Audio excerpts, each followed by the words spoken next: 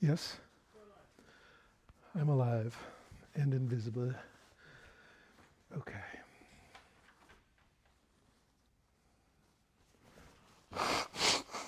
I didn't get a chance to hit the bathroom, so we'll see how that goes. What's that?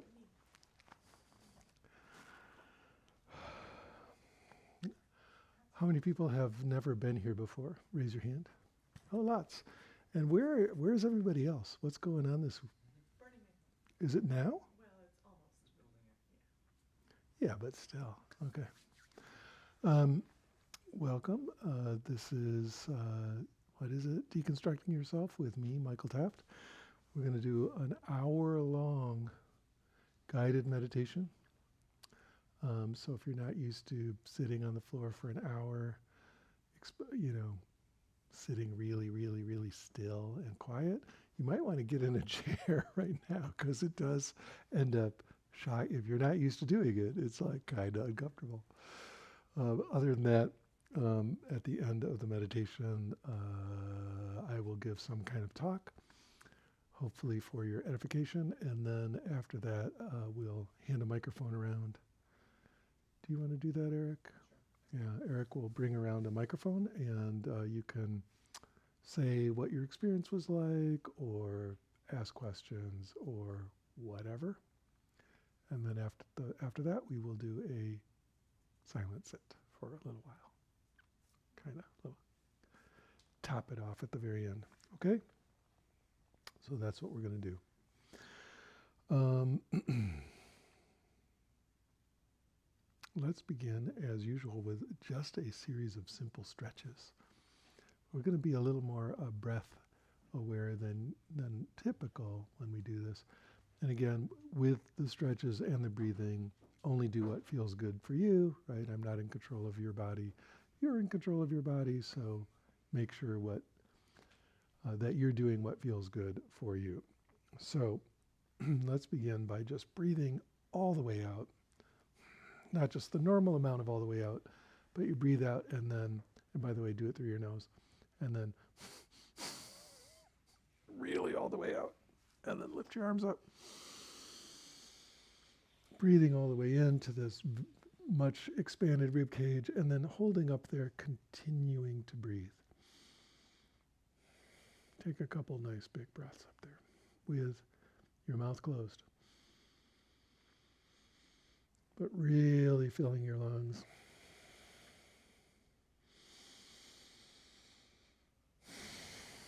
And then on the out breath, come on over, and then breathe in to this side ribs here. Just open up this whole right lung, or whichever lung, I guess for you it's the left lung. Left side of the rib cage, breathing that in. A couple big breaths there. And then switching over.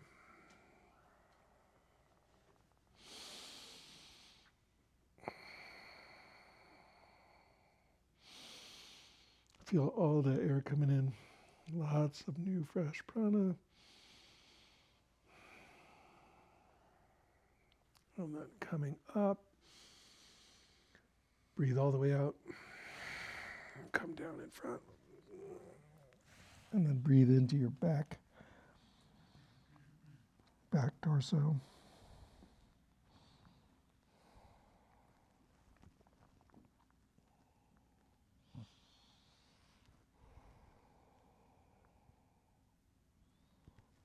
And then coming up. Good. That feels good. And shall we shake first and then do Simasana? Yeah, let's shake first. So you can do whatever you want with your neck that feels good. And your jaw, and then get your wrists and your elbows and your shoulders. My shoulder hurts.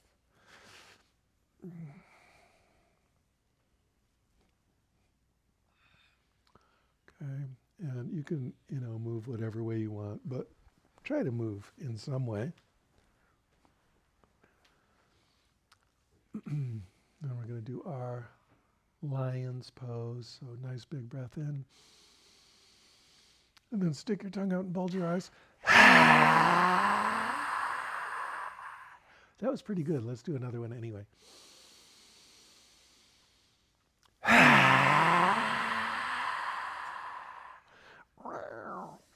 Everybody be a lion kitten. Okay.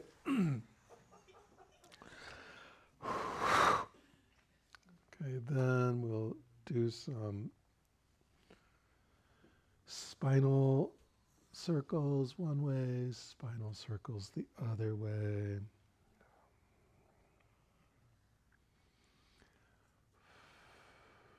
And then just be a fresh sapling in a very pleasant breeze. Your spine has really got a lot of prana. It's tremendously relaxed, it's tremendously energized, and so it's supple. Right? It's supple. There's a lot of energy. So it's not just like a bunch of rocks stacked on top of each other. It's like a sapling. And just gradually kind of make the breeze less and less intense, but don't lock down. Let your spine remain kind of loose and open. So you can't really say that you're, fixed in your upright posture. It's just loose, open, relaxed. And I do want you to find some real relaxation. So let's do our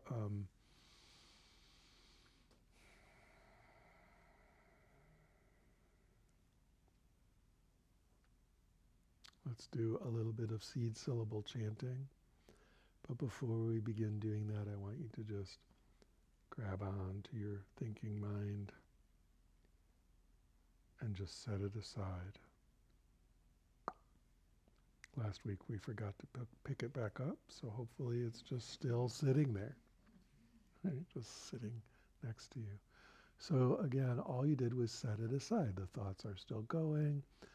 You're not trying to interfere with that in any way. You're just not dealing with it. Okay? You're just not trying to stop thinking, not avoiding thinking, not changing thinking, not controlling thinking. You're just disengaged from that. It's over there, and you're over here. And notice when you do that, you kind of come into a natural sense of being more open, more spacious, more present.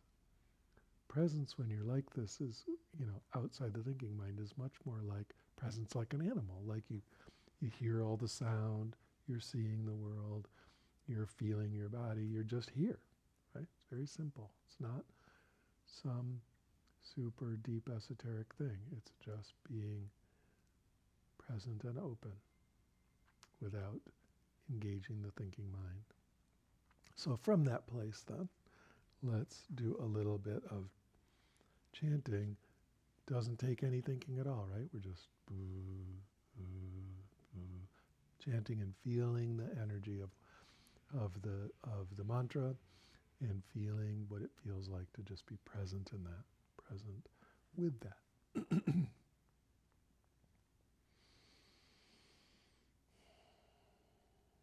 Okay.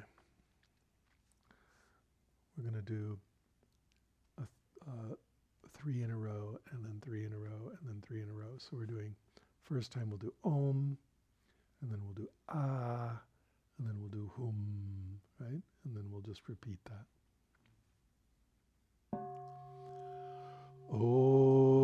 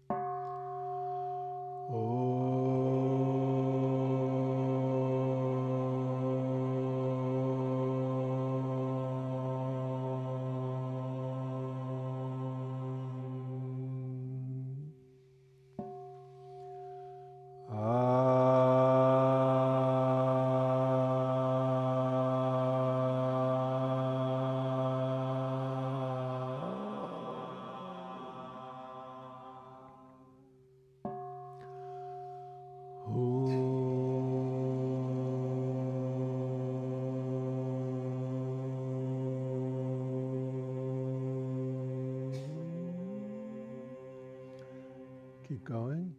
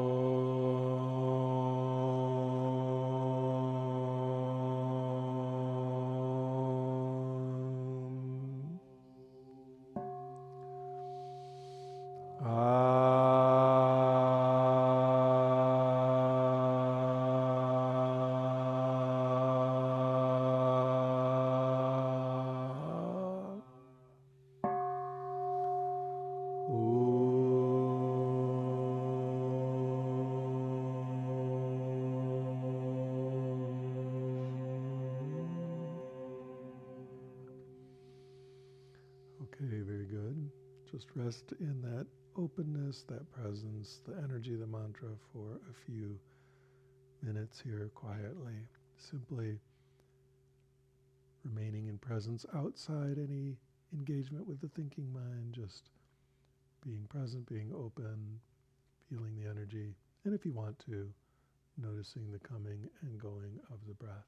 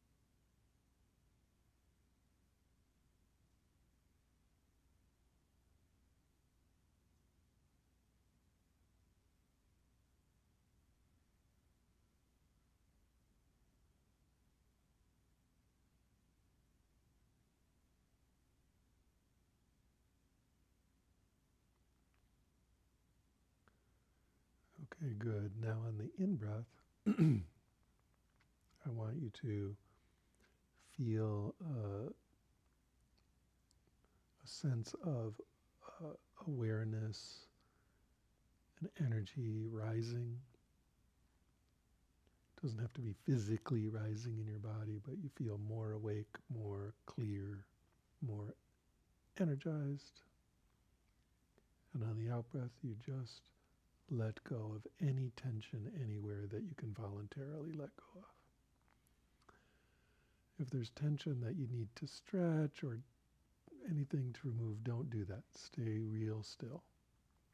But just anything that you can voluntarily let go of, because sometimes we're holding ourselves tense and we're not realizing we're kind of doing it on purpose. And so if you notice tension, you can just say, oh, just relax, just release on the out-breath, then let that go. So in-breath is energizing and awakening. Out-breath is deep, deep, deep relaxation, deep letting go, deep sense of calming and soothing. So let's do that for a few minutes.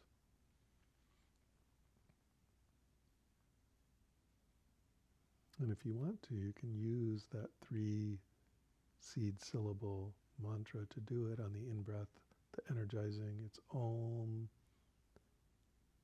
And then at the moment the in-breath ends, that's the Ah. And then the out-breath, the relaxing, is the Hum. Let go of all tension in your face, any tension in your jaw. Make sure your upper and lower teeth are not touching.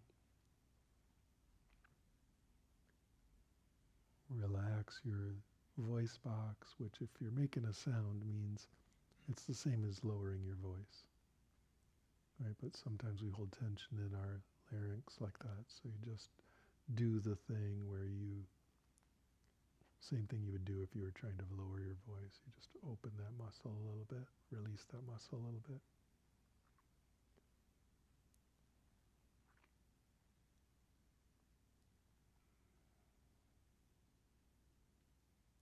Good.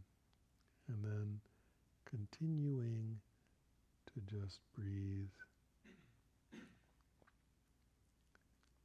energizing on the in-breath, relaxing and opening on the out-breath. Just allow your arms and hands to become as limp as wet noodles. They're just utterly, totally formless, right? They're just goopy.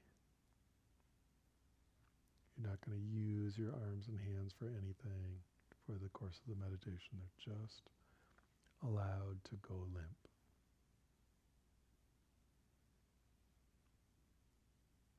So your face and your jaw are relaxed, and your voice box is relaxed, and your arms and hands are relaxed. And just feel how good that feels.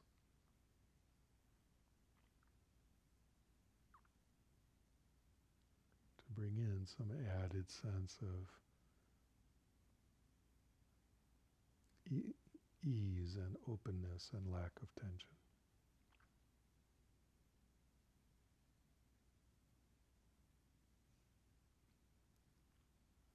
And then continuing to energize and wake up and clarify on that in-breath, and then on the out-breath, let's feel our torsos and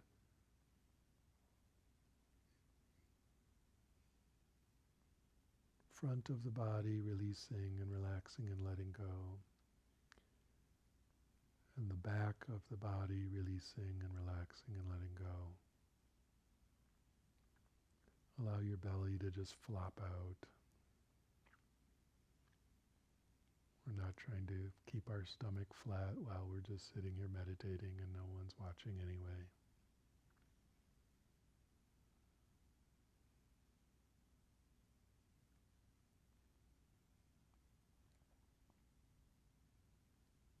Good, and then just allowing the hip joints and the thighs and the calves and shin and ankles and feet and toes to just go totally limp. utterly relaxed to the point where your legs are so relaxed and your arms are so relaxed and your body's so relaxed, you just can't move anymore.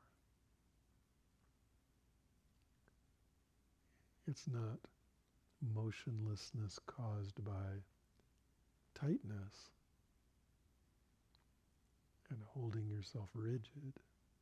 It's the opposite. It's the motionlessness of a wet sandbag.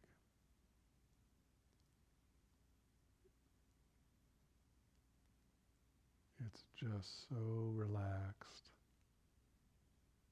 and so peaceful and yet so wide awake that there's no need to move at all.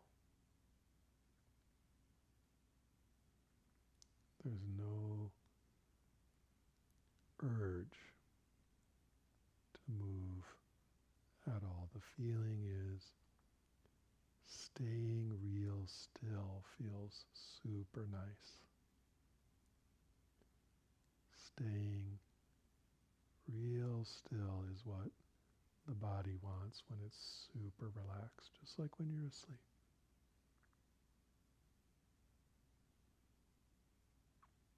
So tune into that stillness and awakeness and simple presence.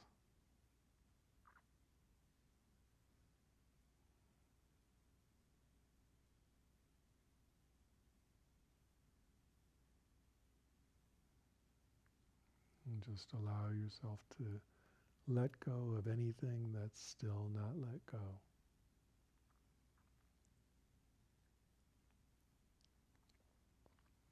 There's little hints of even deeper relaxation, like if you get relaxed enough, your lips will actually swell slightly because the blood veins in your face will open up.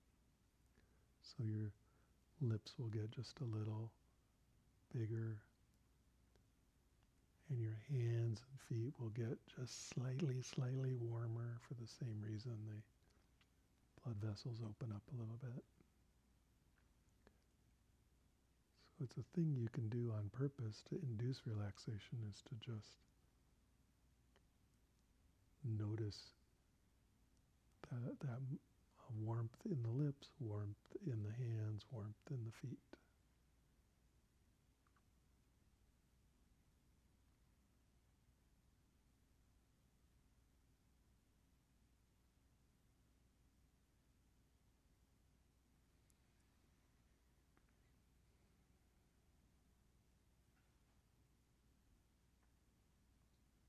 And as you do this more and more, every once in a while, you'll notice a layer of tension that you weren't aware of just kind of dropping away. Because in a sense we're like an onion with all these layers of tension, and we relax one layer, which feels great, and then underneath that there's a little more, and so that will then relax, and then we release that and we feel a little more relaxed, right? There's these layers of tension.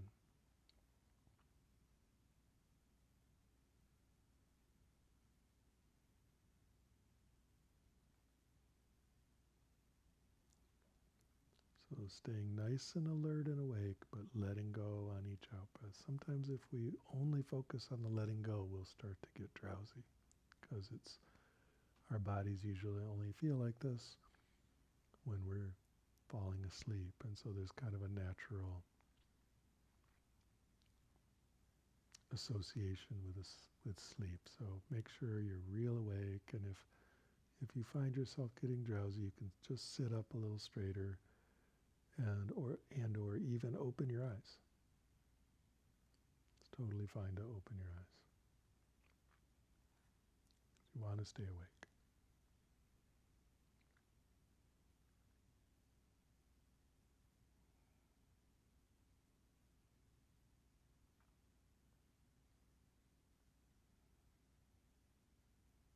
Okay, good. Now, what I'd like you to do is just sit in this open, awake, relaxed presence. And if you notice that your attention has grabbed onto anything at all, you just let go.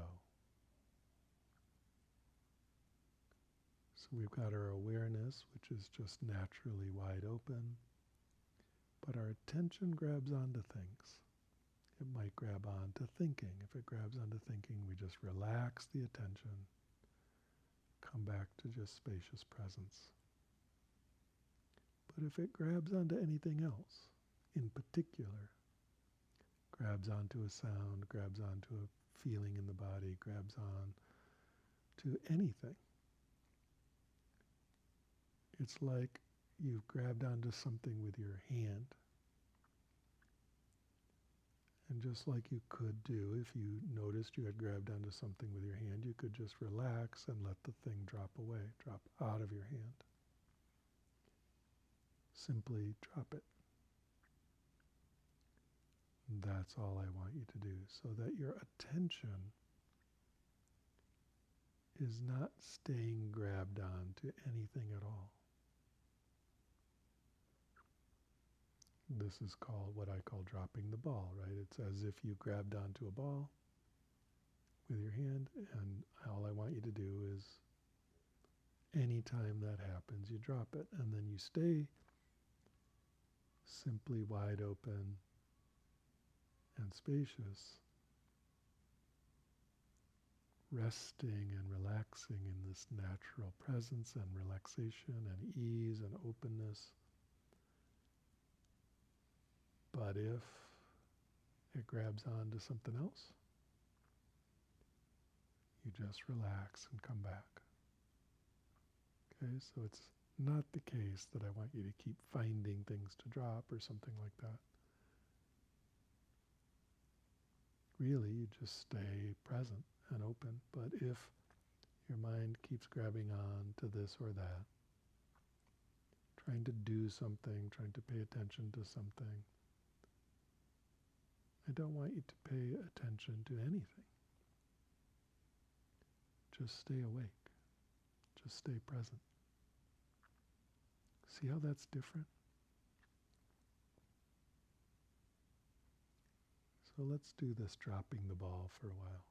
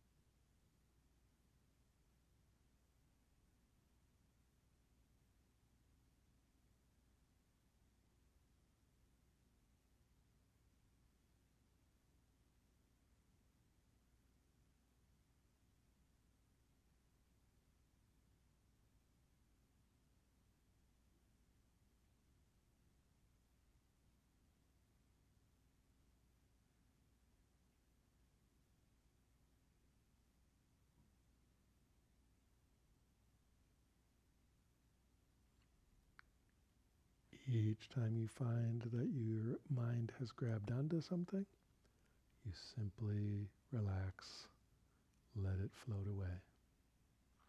You're not pushing it away or kind of slapping your hand or something. You're just relaxing.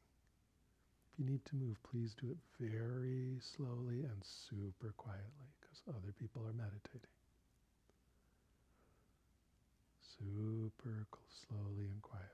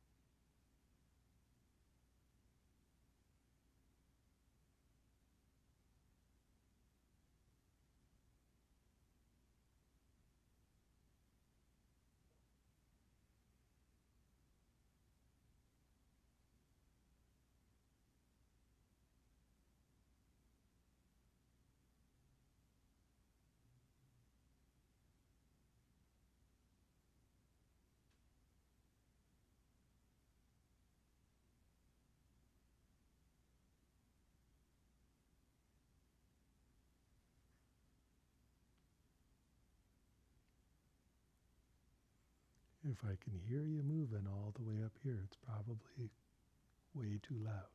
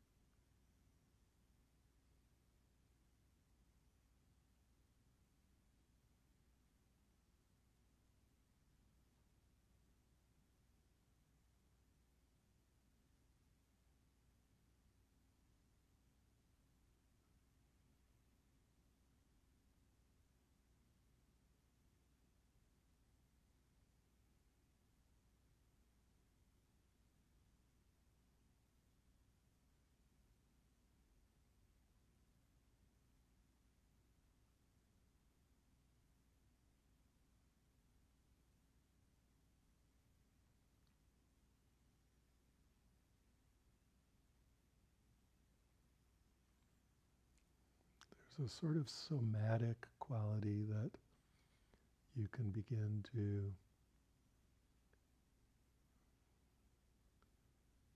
sensitize yourself to, which is when attention is grabbing onto something, there will be a kind of tension in your mind. When attention has not grabbed onto anything, the mind feels relaxed, like an open hand.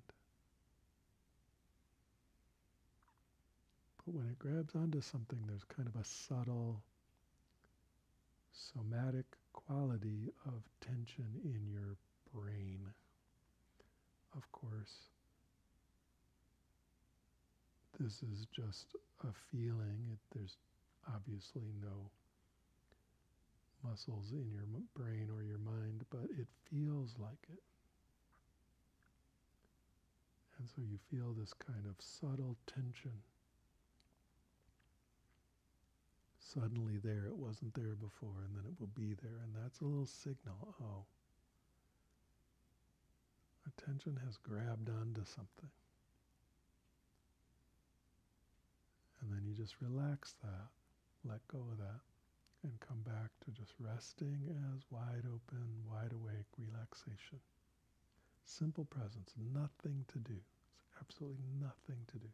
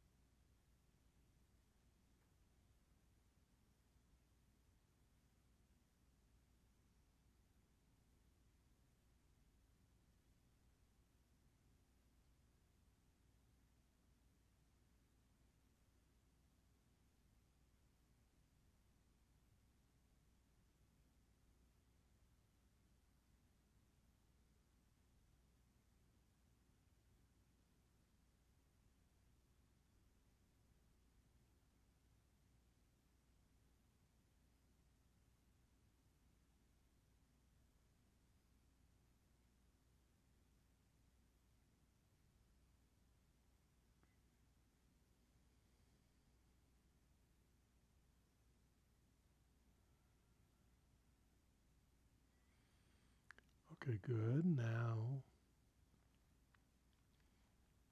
just notice if you have any sense that you're doing anything at all.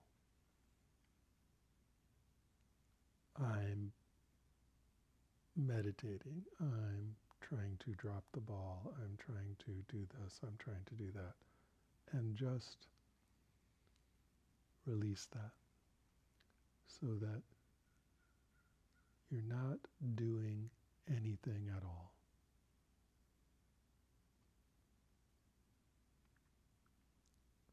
You're not doing anything at all. You're simply relaxed and awake. That's it.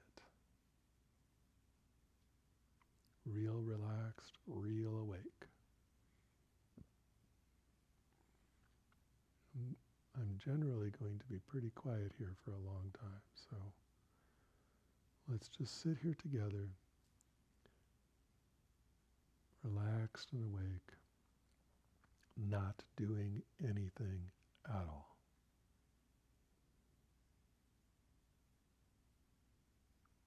We're not judging how it's going. We're not trying to make something happen. We're just sitting here, wide awake and real relaxed.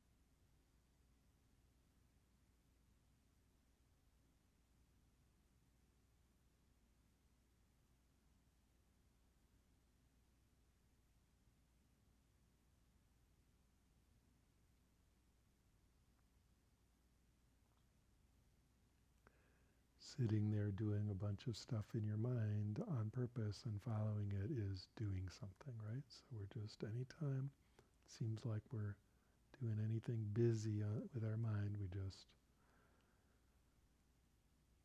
drop it.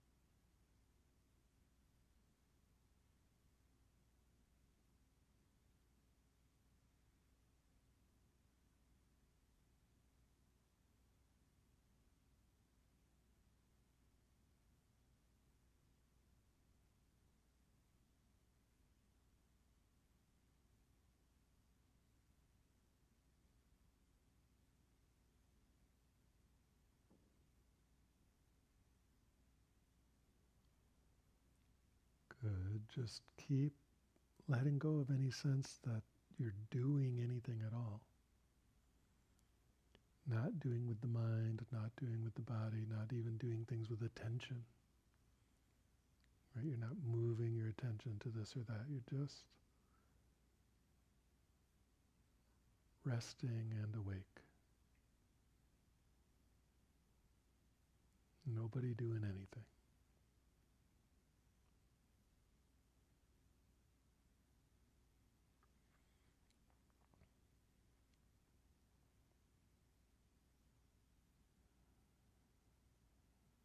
Of course, attention may naturally just move a little bit, but that's okay. You're just not doing anything with it. There's nobody doing anything with it.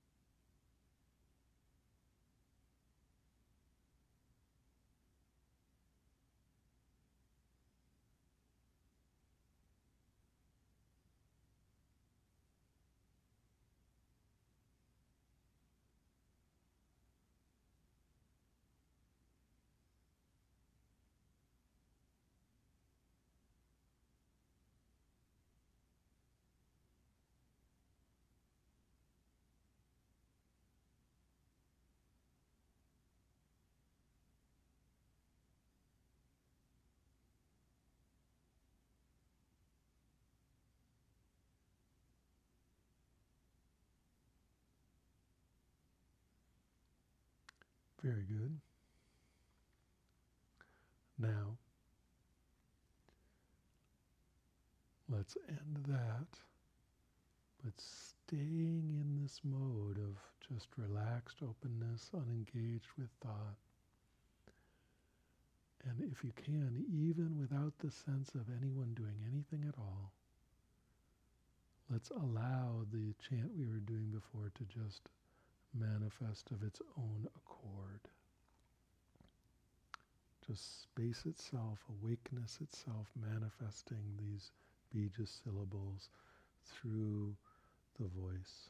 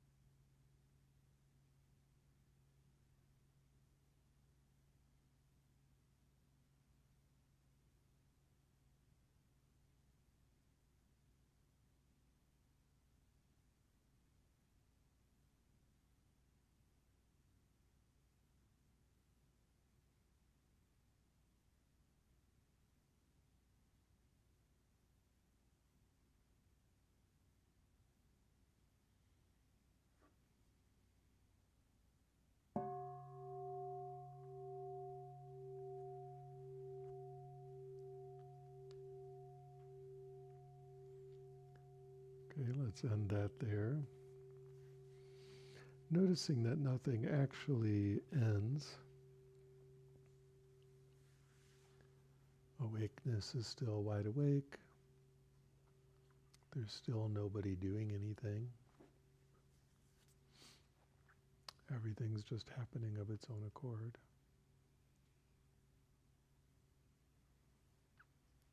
What's interesting is that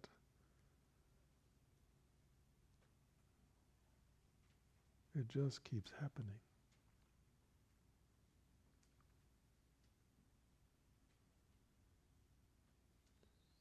even when it becomes quite clear that no one is doing anything, even when it becomes clear that nothing is even happening, everything just keeps happening. And so there's this very odd sense that the part of you that wants to do something, wants to be in charge, wants to take and have control, wants to keep things in order, wants to avoid problems, wants to try to get opportunities, all of that, that part that does all that prediction and planning and error correction, all of that, can just take the hands off the wheel, because it's not actually doing anything at all. It's just pretending. It's after the fact anyway. All the decisions are already made.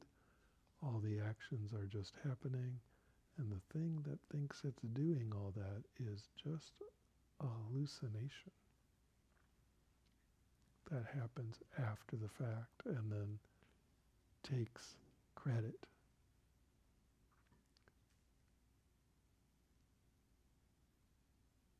So you can imagine that person at school in a group project, or that person at work when you're working together, who doesn't show up, and when they do show up, they don't actually contribute anything at all, but who, after it's done, takes credit for the whole thing. This is the situation.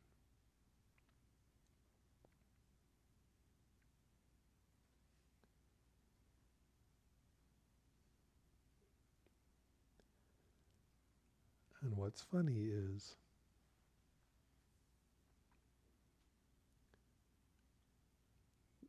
all the stress of all that is actual. The stress of all that, we really feel it.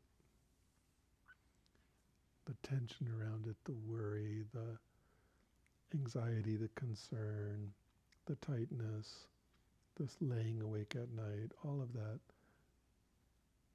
You're really feeling that, of course. But it's all based on this idea that you've got this control that you don't actually have.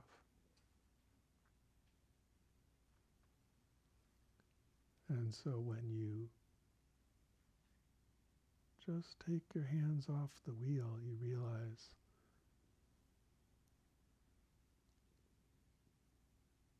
something else has been guiding the whole thing all along.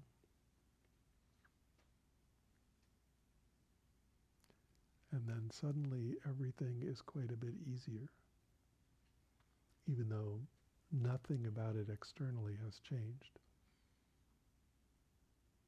If you were digging a ditch in hard dirt with a dull shovel before, you're still digging a ditch in hard dirt with a dull shovel. It takes exactly as much effort. It's not magical. The dirt doesn't dig itself. But somehow the difficulty of that, the pain of that, the suffering of that just starts to drain away.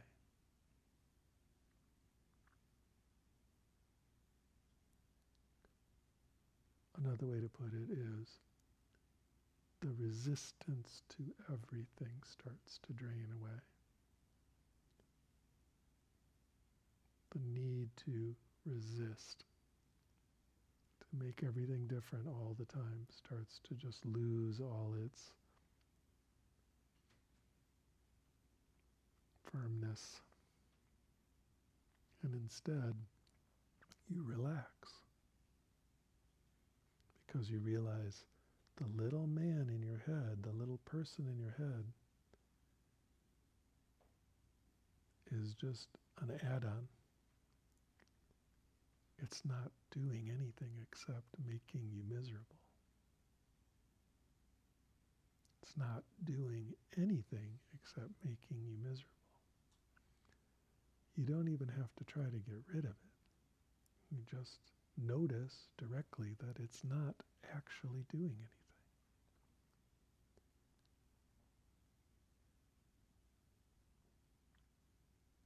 It's pretty easy to notice, but the habit of pretending that there's a little person somehow inside your head continues for a while. You have to see it over and over and over that it's not doing anything except making you miserable.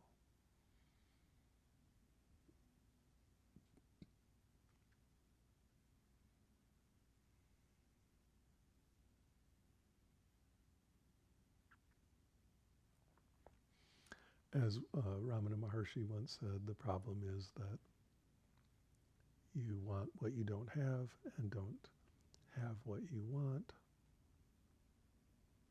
That's not what he said. You want what you don't have and don't want what you do have. That's how you say it. And so the secret to total contentment, peace, joy is just switching that,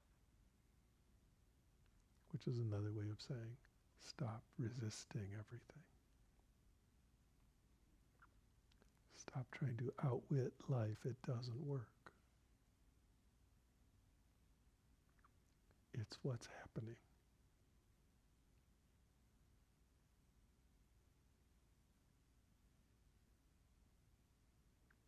Or if you do manage to outwit it, let me know, because you'll be the first human in history to have done it.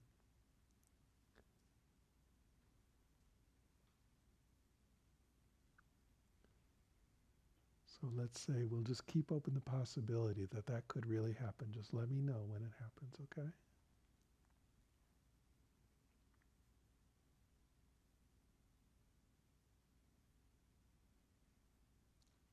Or just notice that the resistance doesn't get you anything except miserable.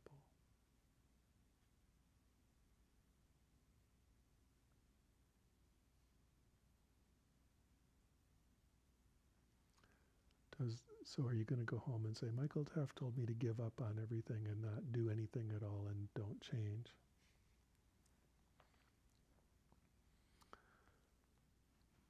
So let's say your hand accidentally rests on the stove while it's on.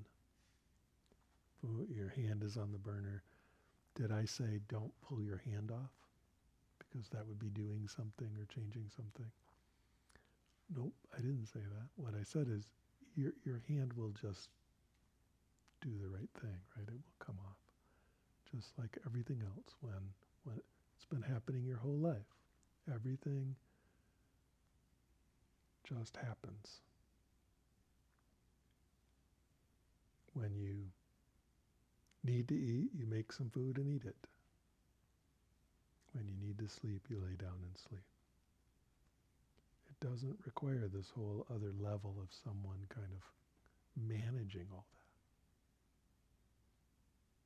that. Not only does it not require it, that doesn't do anything. It's just a fantasy to make the ego feel like it's doing something. So just let go of that, and at least for an hour a day or whatever you can afford in your time budget, sit and just notice what not doing feels like. But once you get a little bit of a taste for it, you can notice that you can do that all the time, because everything just keeps happening. You just keep doing all the stuff you were doing, but nobody's doing it. The world is doing it. Life is doing it.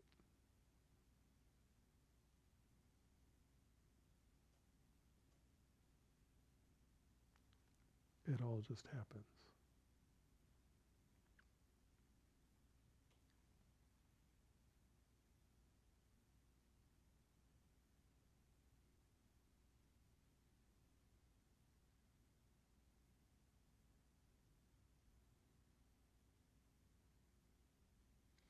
If you try to go there prematurely, if you try to pretend to do that, then you will just lose all motivation and you're actually kind of suppressing yourself. Instead, that's doing, not doing. right? Then you're actually like deciding, well, I'm not going to do anything because nothing, everything's just happening. And so it's still coming entirely from the ego. And so that's a waste of time. It has to come from a deep sense that everything is just happening of its own accord. And always has been.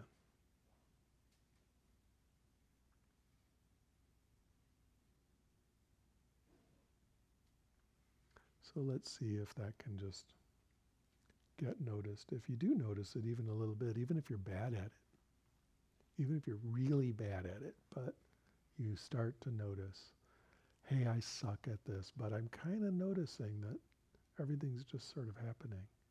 And I can relax the resistance to everything, even if you're really terrible at it.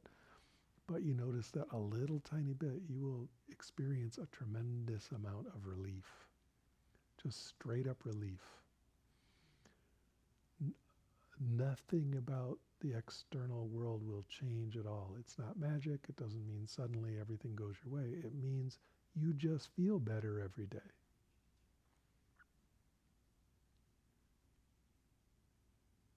Just that. You just feel better every day, at least a little bit better. I didn't say you will feel great every day. I said you'll feel a little bit better. A little less awful. And then you'll relax a little more. You'll resist a little less. And you know what? You'll start to feel better every day. It's that resistance that causes all the issues. You ever notice if you drink a whole bunch of coffee or whatever, you'll start to resist like crazy? Oh, I just can't spend one more second in behind this car or whatever. And it's like, and it doesn't do anything. You're just making yourself crazy. It's a really strong, watch when that happens. It happens to me all the damn time. Oh God, I can't spend another second doing this thing. That's what we're actually doing all the time. Just really magnified. Sorry. It's that sound I made. So that, we're doing that all the time. It's just really magnified. So watch that and notice that all that is not really helping very much. And in fact, probably making you act like a crazy person.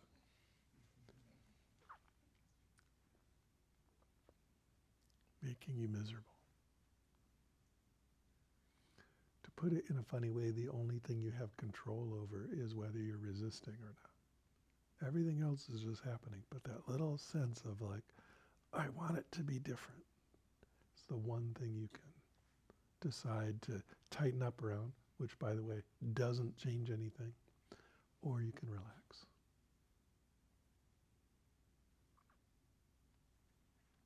And feel a lot better.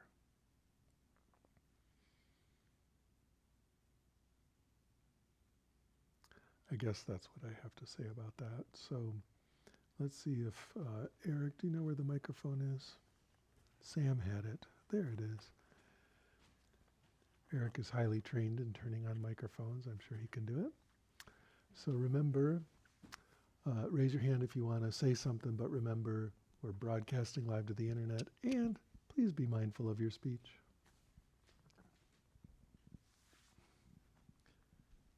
Looking for advice, being in relationship with people who are not like touching this Sure. and are still kind of arranging furniture in the burning house. Yeah. I noticed that in engaging with and loving people in that circumstance, it's very difficult to maintain the perspective of nothing is happening, no one is doing, and attention collapses very easily around getting into that with them. Sure. And so you're not asking about how to talk to them about it. You're asking, you're just kind of sharing perspective, and yeah. Well, it seems like either they're gonna, encounter this or not encounter this. I'm asking really for advice, not collapsing into identifying with the thief. you know? Sure, sure. Yeah. I mean, the one thing, you're not asking this, but the main point is, don't give them any advice about this, Word. right? That is Yeah. wrong. Not helpful. Yeah. All I can say is, number one, it matters who you hang out with. Doesn't mean they all have to be weird meditation freaks, but, you know, there is a thing there about who you hang out with and your sangha, and our minds are, we are social creatures. Our minds are really dramatically affected by who we are spending our time with. And the other thing is, you can just watch yourself tightening up, chunking up, getting into it, and just over and over again. It's good exercise for letting go of that perspective. Thank you. Okay, yeah. That's not all that helpful, is it? It's just like, oh, this is a more difficult arena. Yeah, it's on hard mode, yeah. It's on hard mode. Thank you. Did you ever do the thing where you know, like, what's the one Halo where you're like inside this thing that looks like you're in intestines, and it's like level after level after level. You're in, I think it's an alien spaceship, and the whole walls look like guts and stuff. It's just, and you go through it, and it's really difficult on easy mode. But one of those days, it's like you go back through the whole thing on hard mode, and so eventually it's easy. You just got to do it a lot, even the level where it's all guts. Right? Which one is that? I can't remember. So that was awful. It's like a year of guts. Okay, who else?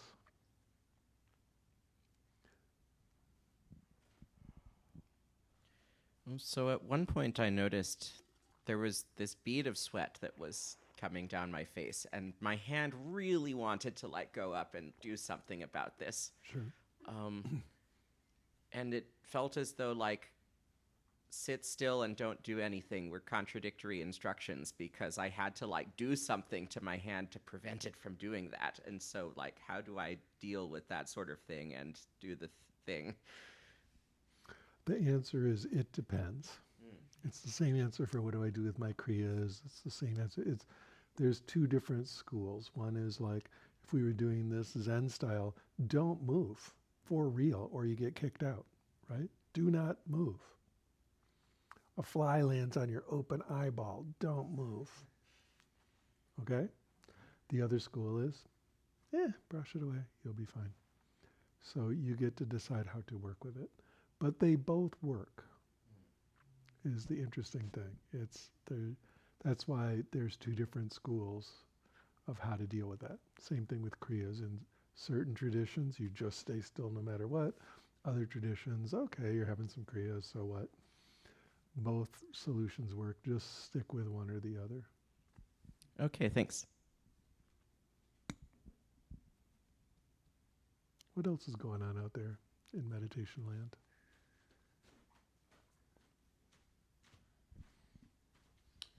This is a similar question to the first one. So, Then I have a similar answer. oh, good. So, I'll speak for myself. Here I am. I've got myself into this place of capital S self, and I'm fully aware, and I'm intentional, and I'm in this great space in my head. And I open my mouth to ask this question, and all of a sudden, boom, here comes my ego, and here comes this character voice.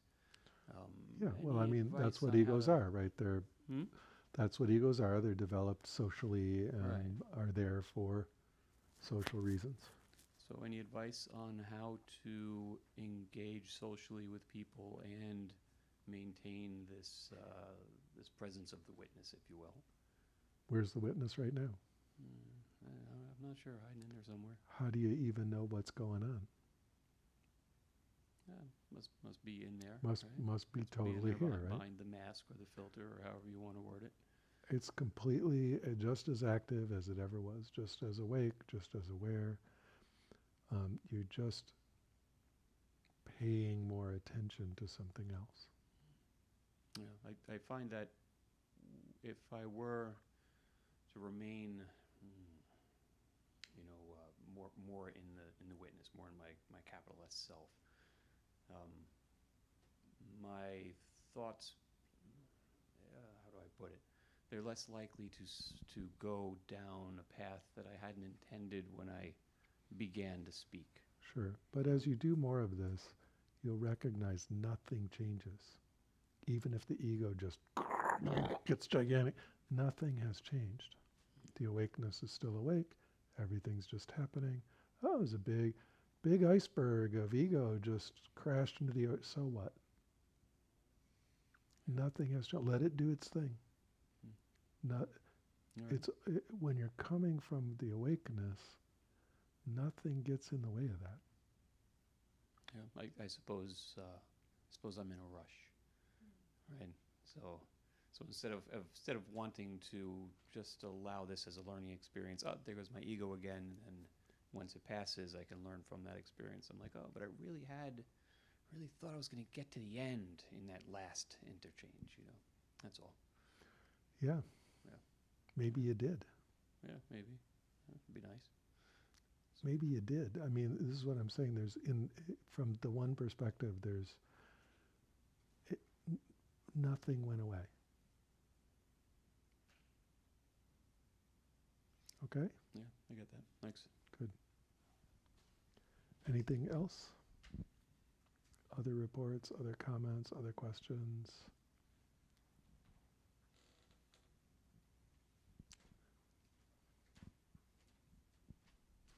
I've been finding myself in a couple of fights with my partner lately. Nice. That never happens to me. Me and my wife. Perfect. Perfect. Teach us your ways. That's it. Yeah, she thinks I am just perfect in every way. Well, I keep hitting a wall of defensiveness, and I was resonating with you talking about resistance today, and I find when my emotions are very high, it's difficult to let go of the ball. And I guess I was just wondering what your thoughts were on that.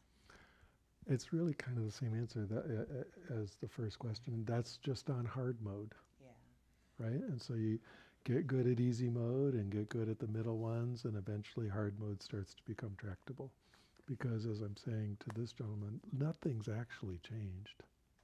It just, all that tension and all that emotion, all that salience kind of grabs a certain kind of attention. But with, I'll just say, familiarization with the openness, after a while, it's still there. And something that's kind of interesting is for me, if the tension gets high enough, it's almost like an inverse signal. It's like, oh yeah, relax. It's when it's in like this kind of meh zone that you might forget it. But when it gets really intense, just drop everything. And it's right there. And you'll notice that if if you start coming from that place, the argument will shift immediately. Because it takes both people holding the for it to do the thing, right? And so when you just come back to openness, come back to relaxation, you can still, whatever you guys are talking about, you're still talking about it. It's not like you go into zombie mode or something. But the dropping of the whole internal tightness will shift everything very quickly. On the other hand, you could drink a bunch of caffeine and then just and that always goes really well. Thank you. Yes.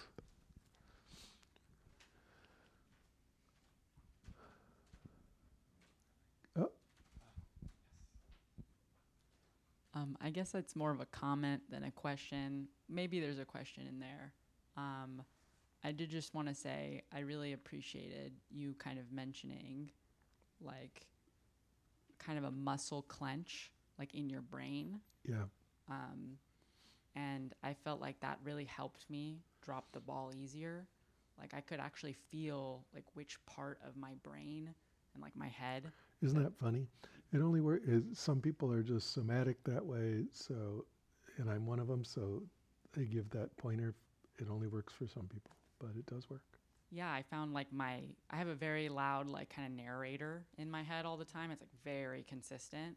And so it's really interesting also to just get like silence, because I'm like, oh, I'm not really used to that. Yeah. And I find the narrator kind of makes it almost easier to track when I'm holding onto the ball, because then it's like, oh, and this thing.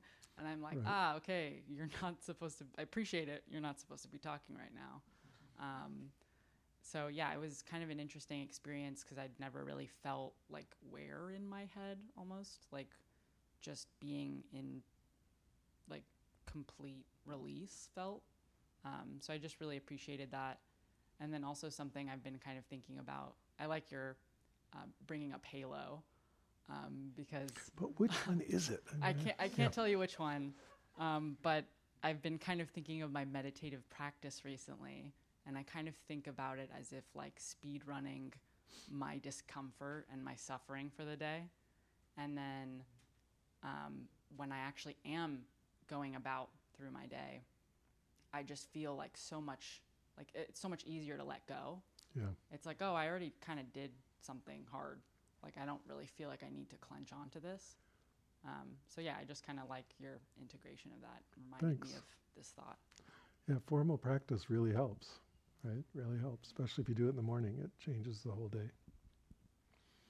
Thanks. Oh, I was going to end it, but one more. We got one more. This is the last one.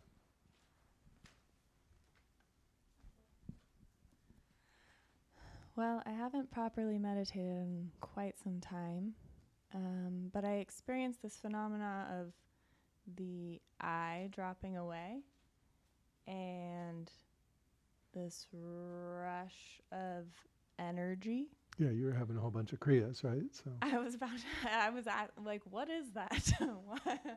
Why am I twitching and moving? because that's what happens to some people when they have a rush of energy is what it boils down to. But like that's what happens. But we could give you two different ways of talking about it. The traditional way of talking about it is that your blockages are being cleansed away. The energy is cleansing blockages, and the metaphor is like water going through a hose that is clogged with mud. And so it's the water's kind of getting the mud out of the hose, so it vibrates. That's the traditional metaphor. The other metaphor is you have stored psychological, emotional tension in the body, and and so it keeps you kind of like this, and when it's relaxing, you're coming back to that, and then tensions are releasing. So those are some so-called explanations. Does that help? Who knows? But just let it happen. And the one thing is don't get into it. Don't get kinky about your kriyas. They're just, when they're there, they're there. When they're not, who cares? It's not like, oh, it's a good sit because the kriyas are here. Or that does go in a bad direction. So you just try to be super blasé about it. Okay? Thank you. Yep. All right.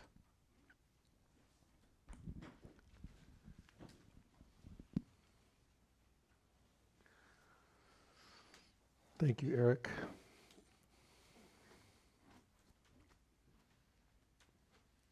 So 5 minutes or so, we shall silently not do anything.